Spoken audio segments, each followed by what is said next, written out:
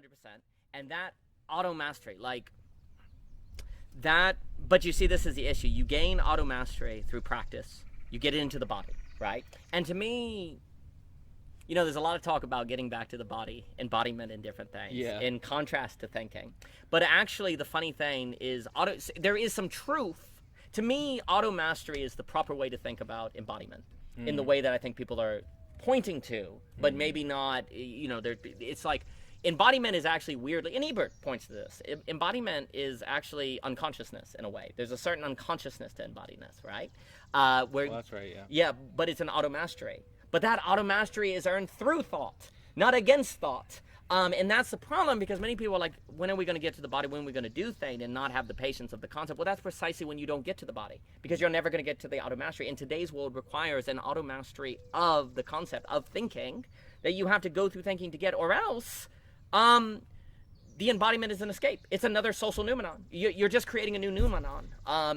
You can escape through the body, and you can escape through the bodily noumena, and you can escape through the social noumena. Yes, absolutely. Right? And it's really important, and sometimes it's not made clear by psychoanalytic theorists, but like, you know, the body is the unconscious, but the social is the unconscious. Yes. So you have to think the bodily unconscious and the social unconscious, the way they're which are interconnected. Of course, like you could say the social usually gets represented as the superego, or the body usually gets represented as the id. But the weird thing is that all these things are interconnected as a triad, like just like the Holy Spirit, like with the ego, the id, and the superego, where the id can get expressed in the superego, and the superego can get lodged in the id. Yes. So you can have this case where it's not, the superego isn't just like the moralistic, you know, the moralistic do what's right, like do what's right, not what's wrong. Exactly. The superego can also get charged with pathological self-destructive violence of the id. Yes. Right? And then the id, which is usually seen as like this wild reservoir of drives and instincts, which is not entirely correct, but like the id can also get coupled with the superego, where the id can actually be hyper-moralistic. Yes. Yes. Right? So it's really difficult, but it's really interesting. You know, Chitan actually does a really good job of thinking this in the Abyssal Arrows anthology, his contribution with the Nietzschean negentropy thing, where he points out all these examples of where the superego becomes pathologized by the id, and then Zizek also does a good job of pointing out points where the superego gets wrapped up into the id. So all of this is all interconnected, which makes it so difficult to think. 100%. And you see, the issue is, if you realize that thought is always in the business of getting out of thought, then thought is always looking for some noumenon. It's always looking for something I don't have to think. Because the noumenon is simply... That's why the philosopher's always thought thinking itself, like That's right. staying with itself. That's right. That is a fight against thinking's own tendency to not think, right? And the weird thing, though, is actually, if you do that, you get the sublation of automastery, which is a thoughtless thought. Right, it is where you can get a certain state of just automatically being able to do the work of thought, right? Which then, of course, for me, I associate every kind of, the phenomenological journey for me marks states of automastery, because you get to the place where you get you become a master at sense certainty. You become a master at, you know, in history there are different things that become kind of given, but that's why it's not a hierarchy. Everything is nested in the automastery of everything that came before.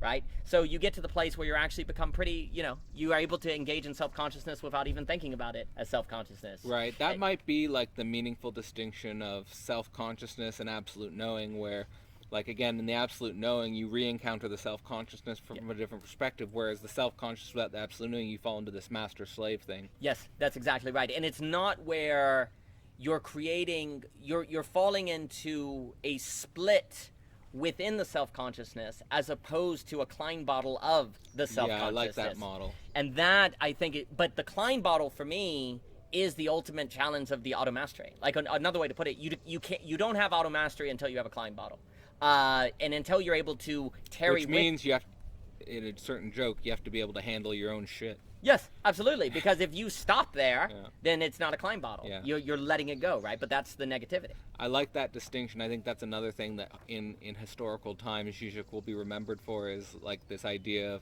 Hegel as this conceptual monster versus a Hegelian defecation, like this eating and defecation. He always emphasizes this there's this sublation, but there's also this letting go and release. But the letting, the key is that the release. And Thomas Wynne, of course, mentioned absolutely, this letting. Absolutely. And well, so before I forget, like with Korbosky, like so much of the challenges in the conceptual, because the thought structures itself in a way to get out of thought, and if you're not careful, you're going to get into certain habits that allow that. And you know what Korbosky is kind of pointing at in Science and Sanity is that we tend toward a use of language that reifies isness in stable states, you could say, that allows thought to say, oh, that's a tree, I'm done with it. It stops passing over into otherness, right? And so what he's like, in our very use of language, you could say we say tree instead of treeing, almost. That contributes to a habit of thinking of things and being done with it, thinking of things and being done with it. So he was kind of like, what we have to do is change the very conceptual, the way we think about thinking. Like, we think about thinking as arriving at things.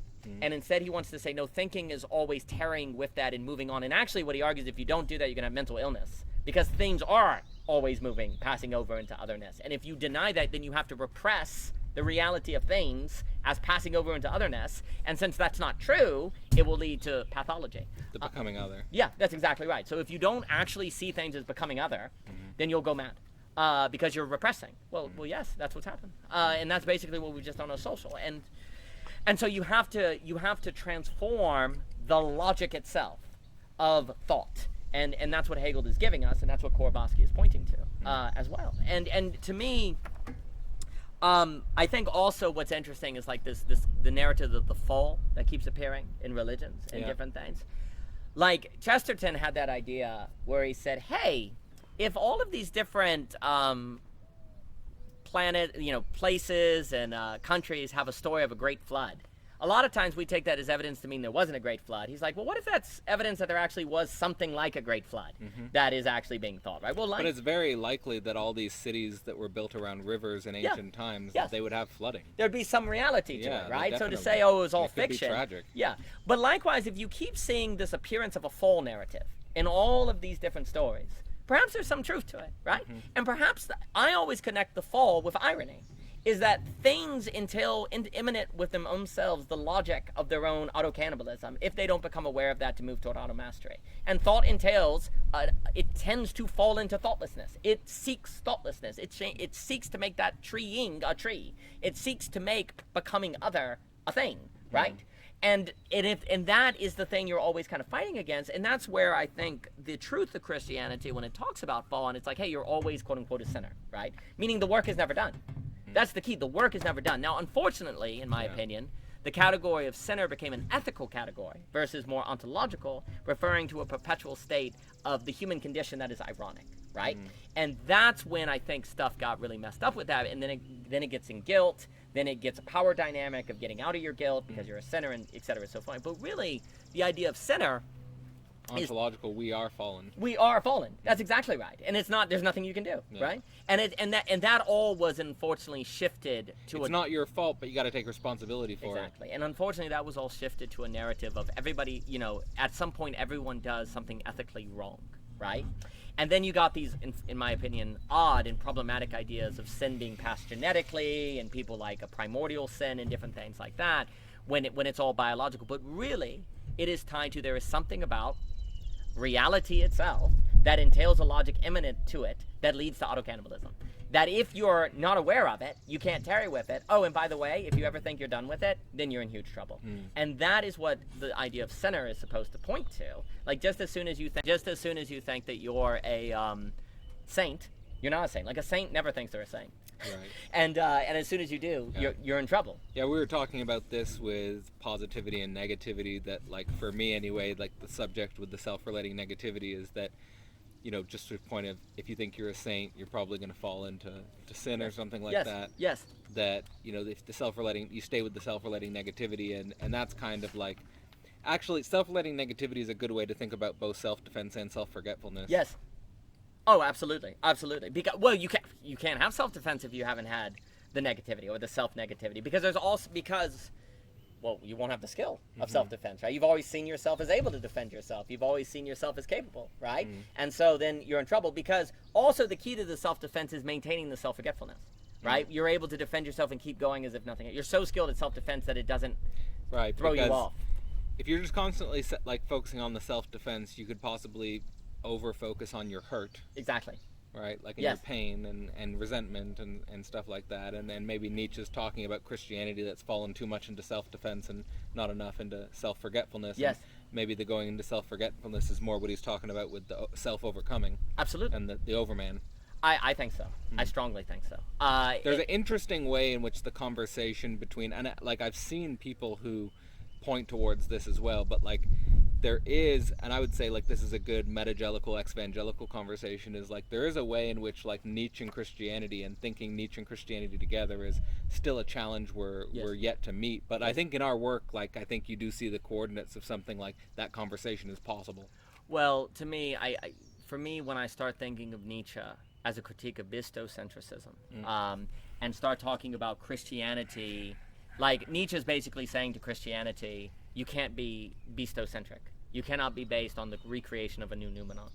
And that's ultimately what it's going to mean. Christianity cannot be based on a reestablishment of givens, because God is dead. Givens are dead. They're gone. Now that doesn't mean you can't have a new kind of given in self-reference, but they're not external givens. They're not noumenal. They have to be a given based on Hegel per se, which turns them into a gift, right? There's a sublation there. There's something, just like automastery is like the banality of evil, in that there's a thoughtlessness of just what one does, but it is on the other side of the return, the leaving common life. It's on the other side of it, right? So there has to be, there's a likeness, but there's a difference, which of course is the whole Leibniz thing. And but the thinking of this, because you were saying on Lewis and Lacan, and this is extremely important, for me, a lot of the tension has relied on the word lack, the theopolitical, on the question of lack, because C.S. Lewis in The Weight of Glory makes a kind of argument for desire, and Peter Kreeft is really good on this, and he talks about the idea that, we have a desire for food, and food exists. We have a desire for sex, and sex exists. We have a desire for fulfillment, but it doesn't exist. That's weird. And the idea that Lewis is getting at is like all desires correspond with an object. So it would be really odd if we desired a god or desired completeness, and there was no such thing as completeness, right? So that kind of points toward, surely the lacking, the lacking object corresponds with an object. Well, of course, in a sense, Lacan's entire, like so much of Lacan's entire project is actually, we can explain that, right? The object patia is a lacking object. That's exactly right. Yeah, that's the paradox. That's exactly right. And so Lewis is making an argument for God on the lacking object, right? Where so in the book, this is where I think we need to think the relationship between das Ding and object patia. Yes. Where das Ding is on the level of the religion, and object patia, I think, is on the level of absolute knowing. So that's a distinction that I'm drawing from the work with Boothby. Yes. Where Richard Boothby is trying to develop a general theory of religion. Yes. And he centers that general theory of religion on the concept of das Ding. Yes. And he problematizes Lacan on the level of jumping too quickly from das Ding to object patia, just saying that what was possible in Lacan was a general theory of religion if he had stayed with the concept of das Ding and its relationship to object patia.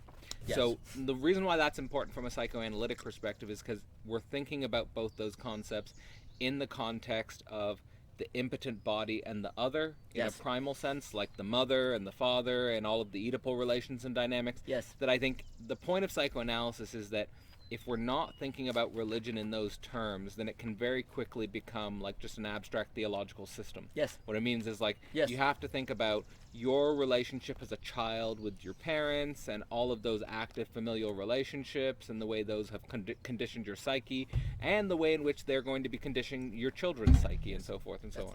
And that's the point of religion. Like if your religion and your theology get too disconnected from that whole process of self-individuation and also having a family and cultivating a familial life, then again it can become another enclosure trap. Absolutely. And the das, but this is where, excellent. So I associate the das Ding with Lewis, The Weight of Glory, kind of pointing toward a das Ding. But then Lacan, on that sense, is on the object. I can never say object. And that is where that is where the theopolitical is going to be found, and that's where also, like Austin Farrer is pointing at the question of what then is an analogy? Is an analogy located? Does the analogy point toward the object or the das Ding? What is the function of it? And also, all intelligibility requires analogy. Okay, so then the question is: are we going to situate the intelligibility that makes the condition that makes analogy possible more on the side of das Ding, or more on the side of object A? But here's the problem: it's everything we're saying. Even people that are getting to that question are actually still in a kind of either or. The lack is either, well, it's das Ding, or the lack is object A. What would it mean to say they're actually kind of together? Yeah, we have to think them together. And it's again, like, for people who are following the whole conversation, like, very much something that can be modeled with the religion absolute knowing layer. Yes. But the one thing I wanted to say is, like, just quickly, keep the page, but I wanted to quote something quickly. Is it okay please. if I take that? Please. Because I know I'll keep the page that you're on, but...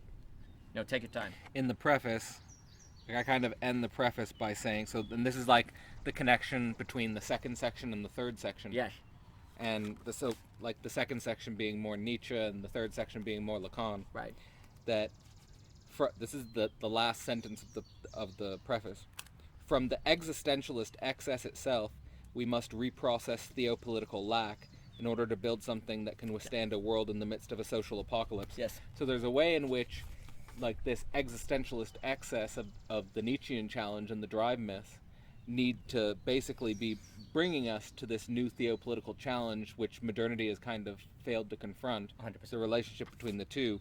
And again, emphasizing the theopolitical lack in regards to our existentialist excess is why the book ends with the Christian atheism angle. Yes, that's correct. And that would be appropriate, given that for me the tension lies between the Lewis-Lacan in this way. Mm-hmm. And you can say what Lewis does with The Weight of Glory is kind of just point toward the basis of the theo on the das Ding. But that becomes a social noumenon. That's the thing. So the das Ding, for like the das Ding is like the impossible thing that doesn't exist. But when you're like identifying with the necessary transcendental illusion, the das Ding is the most real, the ultimate real. Yes, exactly. And then what that's doing is basically it's noumenon.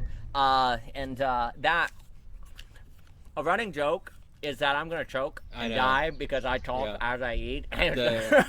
The positive contradiction of needing to eat and needing to explain philosophy at the same time will probably be your. So is this the symbol of Lacan and Lewis at the same time, like the different thing? Well, it is. We're biting the apple. We are, but it was already split, so we're cool. But we do get the fruit if we engage the conceptual mediation. That's exactly right. It just has to be on the other side. It did appear as a mystery. It did. As a meaningful mystery. We did not pick it, right? The mystery came to us. It came to us. That's exactly. So it's grace. It's Jesus. But it becomes a new social noumenon. So the issue becomes that. To me, it's all tied to the problem of how do you keep incompleteness from becoming another word for completeness. Yeah. And not to, he mentions. And that's a major problem, right? Mm-hmm. How do you keep the das Ding from becoming a completeness in disguise, right?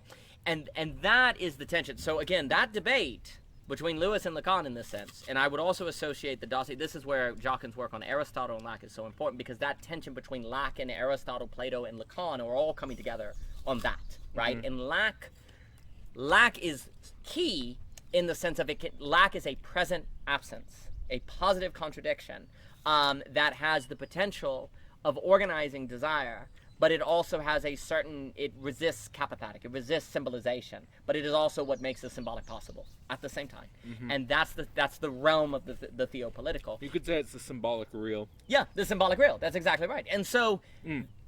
And this is related to, like, let's say we're talking about the Peterson-Pageau thing. Yes. That Pageau, of course, has the project of the symbolic world, and he's teaching about the symbolic. And I think that what really we're heading into now is, like, building up the symbolic world, but also now the challenge, and this is the challenge for the people who are downstream of the symbolic world and Pageau's project, is we're going to be confronting the real. Yes. And the real and the symbol, and can the symbolics that we're constructing withstand the real? That's going to be the ultimate test of Pageau and his immediacy. Yes. Which is a crucial moment to the Pageau in its mediation. Yes, absolutely. Well, but this is What's very interesting to me is that eventual process is where I always kind of think about Flannery O'Connor, because Flannery O'Connor is absolutely a kind of symbolic world thinker. As a writer, she is very interested in the idea that the writer shouldn't make symbols because everything is already a sacrament. It's already a kind of symbol. And I think Peugeot is part of that. Like, she has an essay called The Catholic Writer in the South, and she goes through her theory of fiction. But what's so interesting in Flannery O'Connor is basically all of her stories encounter the real. A bull impales someone, a guy shoots someone. It always encounters the real, breaks through the symbolic. And there's this idea that for sinners, quote unquote, the only way that they actually ever come to the place of recognizing sin is subjective destitution. So the sacramental is in this movement toward the violent bear it away. It's moving toward a good man is hard to find. The lame shall enter for it. The movement of Flannery O'Connor stories is where the sacramental leads you to the destitution. And that seems cruel, but actually there's a grace in that because there's no other way to get through the cross per se. The thing that leads you to the cross is actually beautiful. Well, that doesn't make sense. Well, yes, if on the other side of the cross is necessary, or else because all of her characters are entrapped. They're enclosed, right? Like you have this college and the lame will that knows better. I'm a good person. I can take care of this kid off the street who's poor. I'm a good person. They're enclosed in their ethics, and then it leads to it's Flannery O'Connor, I think, is some of the greatest short stories ever written. But the ending unveils that you were in an enclosure and you couldn't see what was outside of it, and the end of the story unveils, you got to wake up. But then here's the key: in Flannery O'Connor, the point of the symbolic world is to lead you to subjective destitution. That's the point of it, not to replace symbolic destitution, but so that you get there. And then once it occurs, you can the ladder to your own doom. Exactly. But then retrospectively, like Zizek says, you actually see that as all the grace because you needed to go through the subjective destitution. But of course, you cannot necessarily experience it that way, right? So the symbolic world is a movement toward the destitution, of which then actually when you look back you see the symbolic was always pointing to the destitution and the destitution to the symbolic. This is Flannery O'Connor's point. If you have a symbolic world without subjective destitution, that is idolatry. That is absolutely idolatry.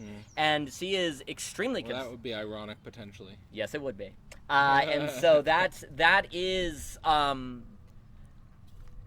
the problem, is that actually an overly, and this I think is the tension that arises with Austin Farrer, because you're trying to say, when we talk about analogy, like analogy is if I say, obviously if I say God is like a sheep, that's the example I made, right? So when you look at a sheep, you see God, but of course you don't see God, it's pointing away, right?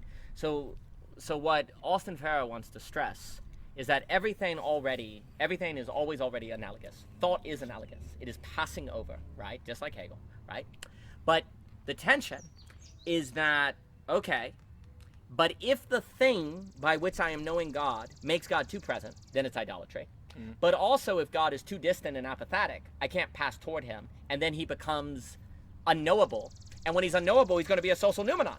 He's going to be a new basis of totalitarianism in enclosure, right? So you have to bring God just close enough to where he can't be an enclosure. He makes a girdle point, but not so far, not too close, where he's no longer a girdle point. He's part of your internal consistency. So you have to find the right fittedness. And this, of course, is Leibniz. Leibniz's whole thing is the problem of thought, having to find just enough similarity to be intelligible, but just enough difference that it's not the same, because it's not the same, it's not a thing.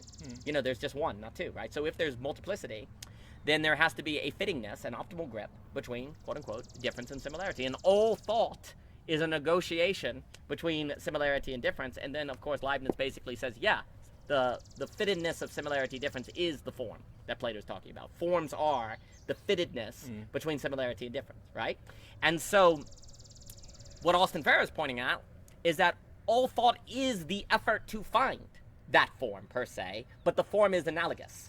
It's not a perfect form. The form is the formation of the thing that you're meeting at a certain scope that is optimal for its intelligibility to you, right? And you're having to perpetually negotiate that, right? And what he's saying is that if theology doesn't think that, it's going to end up in an enclosure of Karl Barth, which is saying we can't know God at all. Well, then that's an enclosure, right? Because there's no girdle point.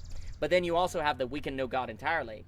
Well, that's an enclosure because there's no girdle point. So you can have a capathetic that has no girdle point, and you can have an apathetic that has no girdle point. And actually, this is a major problem now. People are starting to kind of they're starting to understand that the apathetic is important, but they're actually falling into the mistake, in my opinion.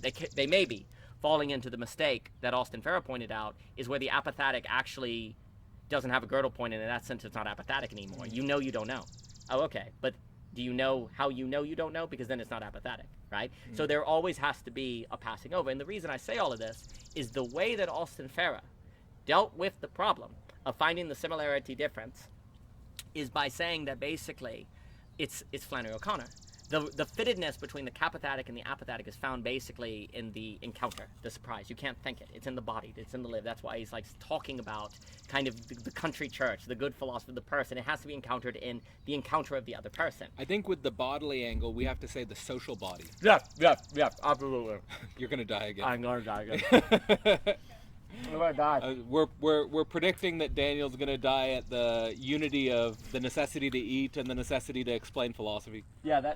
Yeah, that's how it's going to be. But wouldn't that be like consume, intercourse, or whatever? It's all perfect. I'll try to get him out alive here, Michelle. Yeah, we'll see. But the theopolitical. Right. So we'll see. Subjective destitution is not supposed to be death. Not breathing. But what were you saying? Well, just the body. The social body. So the discourse on embodiment. Uh-huh. So again, it's like this relationship between the bodily unconscious and the social unconscious. Yeah. And we need to think both. Mm-hmm. And so I was saying that with the example of the model of the id and the superego. Yes. And so like usually we think about the superego as the social, we think about the id as the body, but the way they get entangled with each other, where the superego is in the id and the id is in the superego. Yes. And so like if you're too much focused on, let's say, a stereotype, like if you're more in the embodiment direction, what usually gets stressed are, let's say, spiritual techniques and practices like yoga, stretching, breathing exercises, meditation, these types of things. What those things necessarily leave out is like kind of what you always stress with the surprising encounter of the social body. So, but then the problem is if you go into the religious dimension, then what you're usually thinking about is, and lots of people have thought about this, is like that people's theology is their map or their representation of sociology. Yes. Right? So you're using the social noumena to cover up the surprising encounter. Yes. And the encounter with difference. Yes. So the crucial thing here with the spiritual and the religious, and thinking the both of them together, let's say the spiritual body and the religious social, the social superego and the bodily id, is the way in which these are interrelated and so if you're just over-stressing the embodiment and you're obfuscating the yes. social, that's a problem. If you're overemphasizing the social and you're obfuscating the body, that can be a problem. So we have to think the social body. Absolutely. And then the sort of the and that none of this is an excuse or an invitation for you to exit thought or to exit yes. concept. That's just laziness. Yes. Right? So and that is a big problem, because you can't force people to do the work of the concept, but the work of the concept is not necessarily an antagonism with embodiment or sociality, no. But it can often get interpreted as the work of the concept is either a threat to embodiment or sociality. Well, right? Absolutely. And I think what ends up happening is people see you talking philosophy for 5 hours, and they therefore assume that you must not be embodied to be talking that long. Well, when actually the truth is, in my opinion, is often you're talking for philosophy for 5 hours because you're so embodied that you actually, in that great embodiment, you find these problems of thought arise that then require 5 hours of thought, because that is what is fitting for what is encountered in the radical embodiness, right? And that's, so like, for example, the phenomenology of spirit is kind of not a philosophy, but it's describing how philosophers come into existence. Exactly. And so like, and this is something of a mystery to some people, but like, the whole reason why you get a book like A Being in Time, like this yes. big tome or something, like the reason, or a Spheres trilogy, yes. or Less Than Nothing, the reason why those books exist is because the philosopher has encountered this social body. Yes. And he's willing to think about the social body in the way that I was describing it with the unconscious yes. id and the superego, and yes. that it needs to be thought because the unconscious exists. Yes. That's exactly right. Like, philosopher, the philosopher does not one day just wake up and say, you know what? I'm going to write a 1,000-page book. Yeah. They encounter something that requires 1,000 pages to get at. Yeah. And so it follows from embodiment. It's not at the expense of him. And, well, I think, honestly, I think we all know the philosopher who's not embodied. They have this academic, it's like Nietzsche, the hunchback or whatever. It's like this character, like the philosopher who's not embodied. Well, here's my experience. My experience, philosophers who are not embodied don't do philosophy for 5 hours. They do it for 20 minutes and then try to move on. They don't want to be there. The ones who do it for 5 hours are radically embodied because their embodiment led to a place where they find the 5-hour conversation is necessary, right? Like I have not and the social body is the theopolitical body. Yes. So you can't think the theopolitical challenge unless you're philosophically engaged with the social body. Absolutely not. Absolutely not. And to me, when I think like Hume on the return of common life, he's gesturing to that. He's like the philosopher must be in the social body. They must be in the common life. Common life does not mean go live on a farm. Common life means a social body. So it's interesting. I've been collaborating with Jim Palmer, who's the deconstructionology. Yeah. And he was retweeting or restacking this interesting article, which was talking about how most philosophers in history didn't have children. Right. But the interesting thing is Hegel had kids. Yeah, he did. Yes, he did. Lacan had kids. Yeah. And to cap it off, Zizek had kids. Yes, so it's interesting, though, because it's interesting to think about the philosopher's life and their relationship to children and their relationship to family. And I do think that one of the interesting challenges for philosophy in the future is, because there is a way in which being a philosopher and being a family man seem like a social contradiction. Right. So it's interesting to think about if we can unify those things and what would be possible if we unify those things. Because again, I came into existence in an intellectual world where philosophy was kind of seen as let's say philosophy was in a state of subjective destitution. Right? In a kind of, again, like this example of the Trinity being an interesting, flexible, speculative opening to cognition. Right. That could we enter a phase in which philosophy is seen as in a weird unity with family? Exactly. Where philosophy is seen as in a weird unity with community. Absolutely. Right? So those dimensions are important, and maybe that would give a deeper body or a deeper perspective to a whole Platonic project of the philosopher and the state, because it doesn't seem like that's really been, not to say resolved, but there seems to be a tension there between Plato and politics. I think so. Well, very well put. Well, for me, this also so there's always been, like you said, this association between the philosopher not having kids, and maybe at certain historic episodes that it was still the case that they could think things that were historically needed at that time. But I think we're at the point where what needs to be thought, if it's the religion to absolutely knowing, actually has to be thought in the embeddedness. It's the social reproduction of the body beyond the logical capital. That's right. And how could somebody think that who doesn't have kids, right? And so, it was interesting because there was always, thinking back, we talk often, Michelle and I, on this idea of facing fear as being very important. Well, there's always this fear of, wow, if you have kids or a family, you won't be able to do your work, or you won't be creative, you'll have a dead-end job. It's an obstacle. It's an obstacle. And for me, there was always something like, well, if you act out of fear, the one who fears is not made perfect in love, as John says, 1 John. And there is also something about fear as a kind of opposite of philosophy that seemed, to me, it was always, newness is on the other side of fear.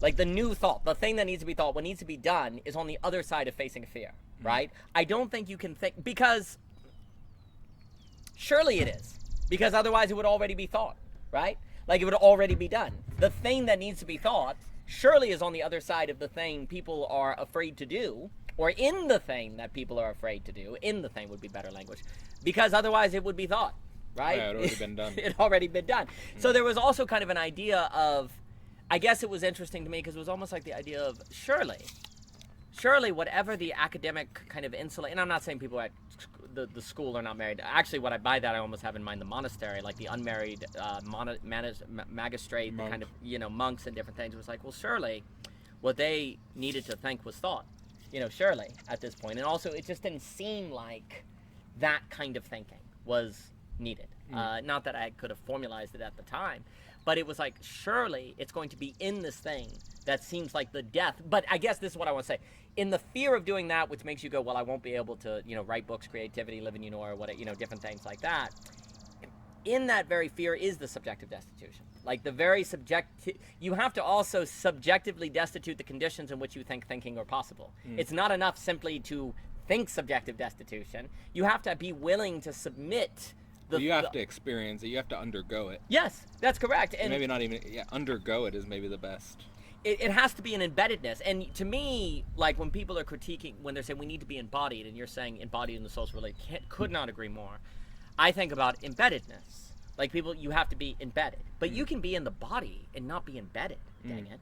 And so you can get to the body, and also what does it mean not to be embodied? I'm using my hand right now. Like what does it mean not to be embodied? There's clearly then a power relation where someone is deciding what it means to be embodied, and it's a return of a neurotic. It's a return of a higher, I have decided you are not embodied because I have judged based on the ratio of time you've had in this conversation that you couldn't be, right? So there's a power dynamic in that, right? That's very dangerous. No more than a philosopher, someone saying you haven't read Aristotle? Shame, right? There's that new kind of power dynamic. And the only truth to the embodiment is the idea of embeddedness in social relations, right? You need to be embedded in a social relation. Well, that's certainly going to look like, I think basically the only way to actually experience that is to have kids at this point. Because if the problem is tied to reproduction, is tied to all of those conditions, the only way to really think it is going to be in it, right? Now, I don't want to lionize it, and I don't want to say that it's impossible for someone without kids to think any relevant to it at all. But what I would say is if you're afraid of it, that can be an indication of something that needs to be faced. And you just have to ask yourself on that. So there's something I want to talk about, which is, we had an event with Theory Underground in Europe where tensions actively exploded. Sure. And one of the things Dave wrote me after that was this article titled, Cadell, Those Are Not Your Children. And what he was trying to get at with that was this idea that I was being too protective of Owen and Dimitri. Sure. Two people at this event where things kind of exploded. Sure. But what I'm trying to model with that, and Dave and I talked about that, and so like it's not something I haven't talked about with Dave, but just saying like this kind of, I think this is an example of a real tension where we need to think this through. Absolutely. So what is going on with that is like when I was in my doctoral program, I thought that my supervisor was aiming for a form of, he was romanticizing a kind of return to Eden, return to tribal, like return to the community type of thing, but he wasn't willing to think father-son. Right. And I do think that in supervisor and PhD student, there is a kind of father-son, there's a mentor-mentee relationship, there's a teacher-student relationship. Yes. And I think that the liberal bourgeois institution in general is trying to, in some sense, neutralize or delibidinalize these relationships instead of work with them. Exactly. Like that actually you're saying the necessity of having children. I do think that we can think about having children in a sublimated way where I think it objectively does appear when you have teachers and students that they can like you can become a father figure for someone. I know that's the case for myself. Like where you can have father figures and you can have, in some sense, philosophical kids. Yes.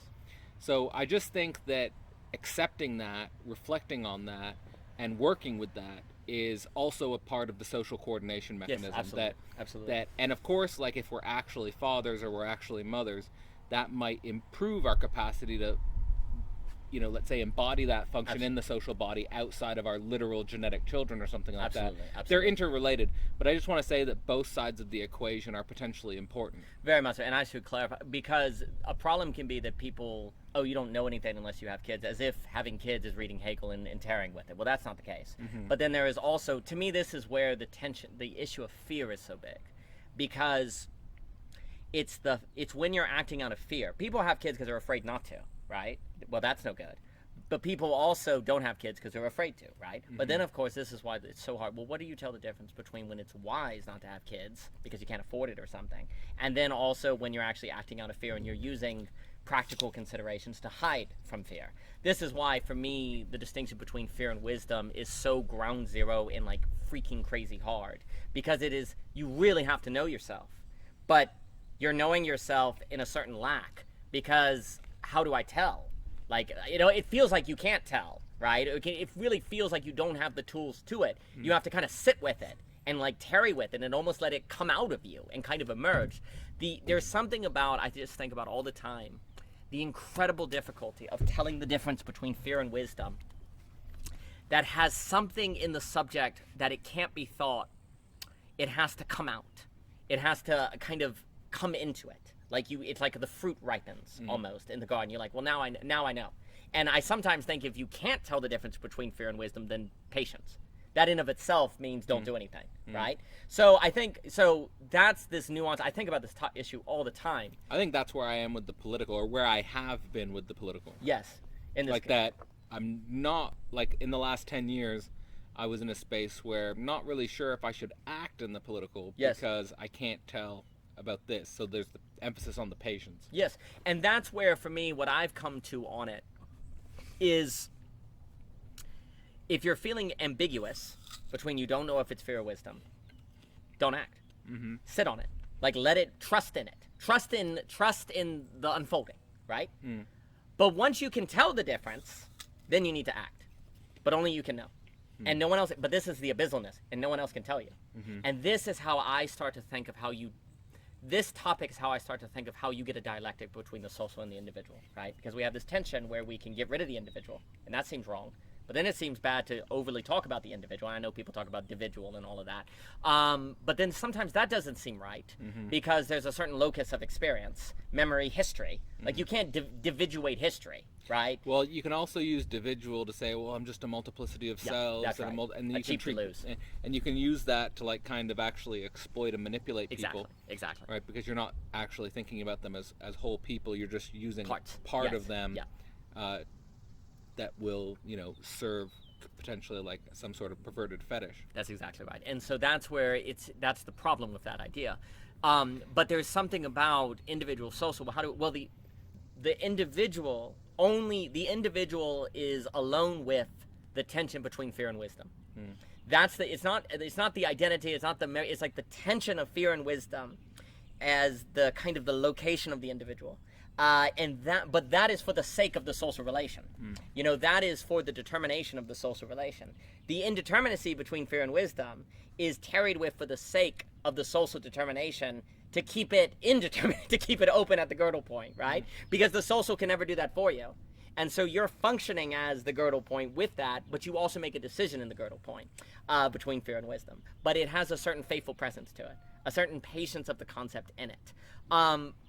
And then, of course, the question is, well, what are the conditions of the birthing, per se, of the blooming of the seeds? What is the water to it? What kind of moves one in the direction of being able to tell the difference between fear and wisdom, which the ambiguity seems to be the justification of the patience of the concept? Well, this is where I'm interested with the Boothby, and this is where you get the social coordination myths and the surprise, the encounter, and all these different things. It's very interesting.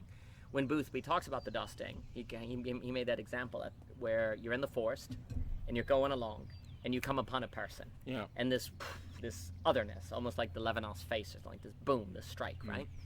There's a few things about that. That's a very interesting example. A forest is not plannable. It's not social, it's not constructed, right? So it's like you're in this wildness, this unplannedness, and you come upon that which is a reminder of the social. You come upon the social and I wasn't expecting it. And that brings out the dusting of the social. It was interesting. On social media, something went viral, I think, last year in more feminist circles. It was among women, where there's this this question went viral of, if you're walking alone in a forest, would you rather meet a bear or a man? And the thing that there are a lot of people in the men's community that got triggered by it. Interesting. Because it went viral that women were just saying, I'd rather meet a bear than meeting a man. And the sort of red pill manosphere reacted to this negatively. But there's a way in which that's an interesting thing to think about. Yes. Because, of course a bear could chase you and eat you. Yes. But there's a way in which man, and here I'm just talking about man, human. Yes. There's a way in which the human has an uncanny violence where an uncanny violence which isn't present in the animal. Yes. Where like the animal will do like it's a very reductive biological need thing. Yes. But where the human could like, for example, capture you and torture you. Yeah.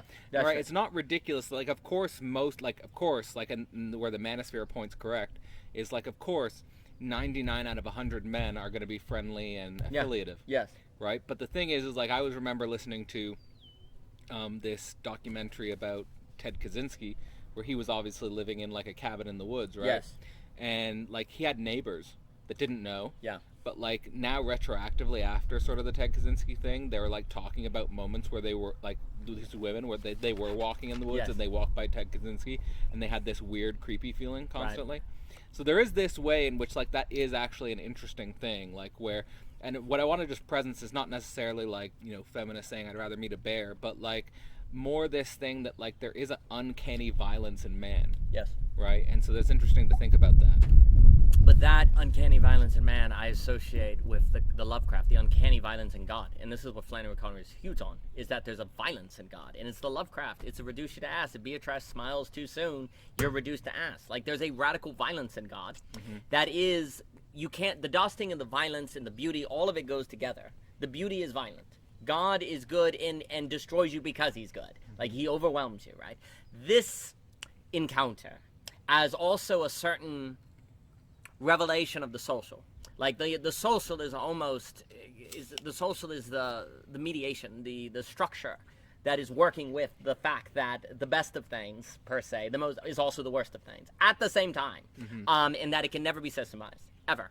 That God is a Lovecraft, with the craft in parentheses. It's beauty and reduce you to ass, Ancient One and Beatrice at the exact same time. And that is also the human in the image and likeness.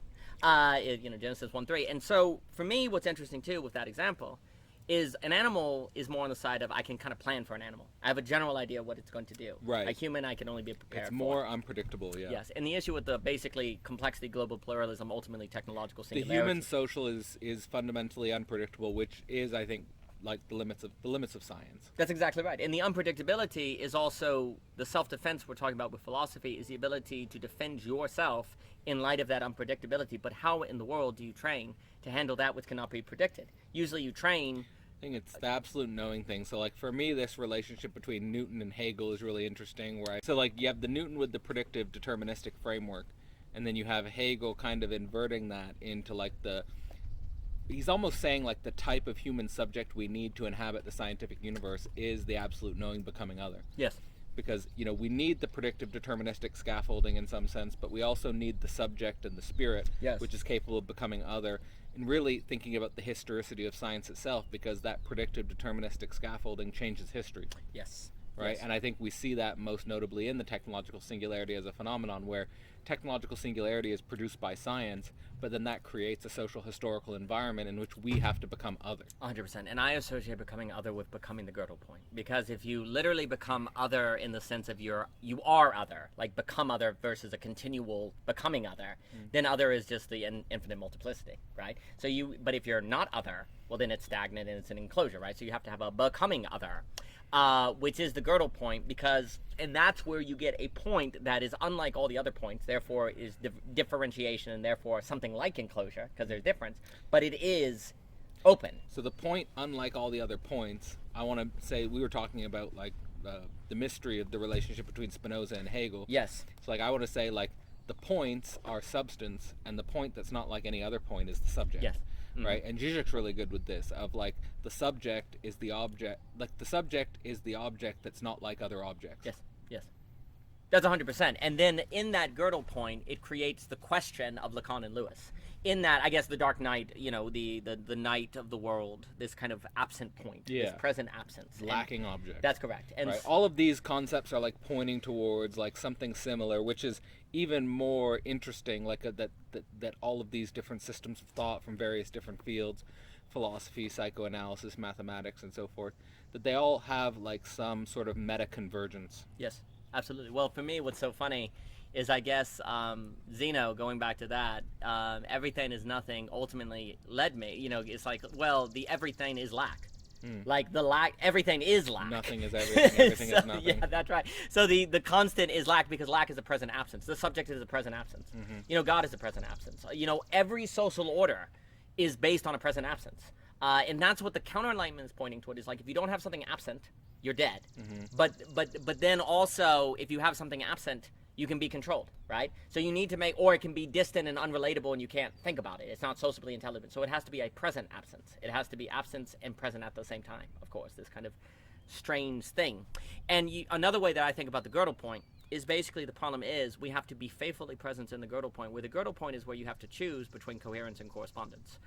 Do you think that your map corresponds with reality, or do you think it coheres with reality, right? Or it coheres with itself? And basically you have to suspend the choice. There was this tension between, I think, Greg Henriquez and Thomas Mark, where Greg Henriquez is like basically more on the side of coherence, and Thomas Mark's more on this side of like a perspectival madness. Yes. Like, this is interesting to think about in regards to the correspondence, because you can overemphasize the coherence because you're trying to defend yourself against the total madness of perspective. Yes. But then you can sort of have the total madness of perspective, which leaves you without any orientation or direction. That's correct. And so, like, balancing these two perspectives and the tension and the antagonism between them is, I think, what we're trying to point towards with all of these different language games and systems. Absolutely. For me, the only way you do it is by dwelling in the Gödel point. You don't make a decision in the Gödel point. You dwell in it. You stay in it. You're faithfully present to it. So then you're connecting that with God, and like probably the quote that has stuck with me the most in the Phenomenology of Spirit is in the preface, where Hegel's talking about God as fundamentally connected to patience, labor of the negative, and he's saying that if you don't have patience in the labor of the negative, and you don't see that as God, then you kind of have, like he says, an insipid concept of God. So this is really important. But it just requires, it's about the subjective disposition, and like as much so, like, and just say how difficult this is, because even though like I've studied this, I've dedicated my life to this in many ways, like that doesn't stop the fact that like last week I had a mental breakdown, right? And I was dealing with the real of my madness with my partner, and there's nothing you can do to like get out of that. Like you're in that, right? And now, but I do think that this work and this disposition and cultivating this sort of relationship to these ideas, I think it does give you an advantage. What it does is it gives you a confidence that you can move through it. So like I'm not going to name names, but like there are relatives, people close to me who have like been going through madness and have basically fallen apart or broken up because of it, like had a breakup. Right? And I think that like the importance of this work is that it's the difference between a lifelong relationship and a divorce. Like that, and I think a lot of people get divorced and break up. I think a lot of it is, they say irreconcilable differences. Right? Like I think a lot of it is actually avoidable and work throughable. But it's just that we don't have the containers for that working through. We don't have that third, and because the third is usually just the abyssal negativity between the two people. That's exactly right. And there's just no capacity to hold that. So like I think like, I mean, of course at Philosophy Portal, there's definitely, and especially at the Portal, there and since teaching psychoanalysis, there's obviously a deep appeal to this work, both men and women. But I think that both men and women probably have different roles and responsibilities for how they handle and move through that negativity with each other. But in any case, like that's sort of, it's a weird thing, but like seeing God in that negativity also helps, I think, in some sense.